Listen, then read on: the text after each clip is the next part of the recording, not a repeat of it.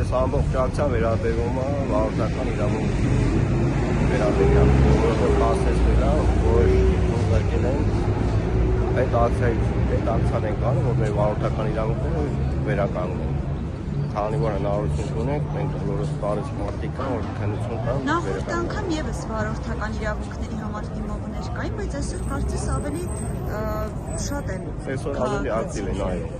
Մոտավորապես քանի մարդ է սպահին դիմում վարորդական իրավունքների վերականգնման համար կամ, չգիտեմ, նորից վարորդական իրավունք ունենալու համար։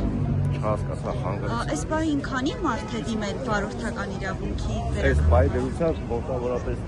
մոտավորապես կլինենք մի 100 հոգի, բայց ընդհանուր թիվը 3000-ից անցնում է։ Նախորդ անգամ քաղաքացիներից երկուսը մեկը նշեց, որ կարծես իր մեքենան առանց համարների է վարել, դրա համար են իրեն զրկել եւ հնարավորություն չեն տվել վերականգնելու վարորդական իրավունքը։ Դե բոլորը չի որ համարանիշ են վարում մեքենան։ Ինձ մոտ էլ 10 տարի առաջ վարորդական իրավունքի զրկել են, հիմա էլ վաճառել են բռնում, որ չեն կարող վերականգնել, չգիտեմ, ասենք զուգանք մուծել են, ամեն ինչ վերականգնել են։ Հիմա էլ ասենք պետք է տաս, ես էլ հնարավորություն ունեմ։ Այսինքն հնարավորություն չեն տալիս վերականգնել։ Այո։ Բայց ձեր ինչ խնդիր է եղել, ձեզ ինչի համար են։ Իմը վթար է եղել։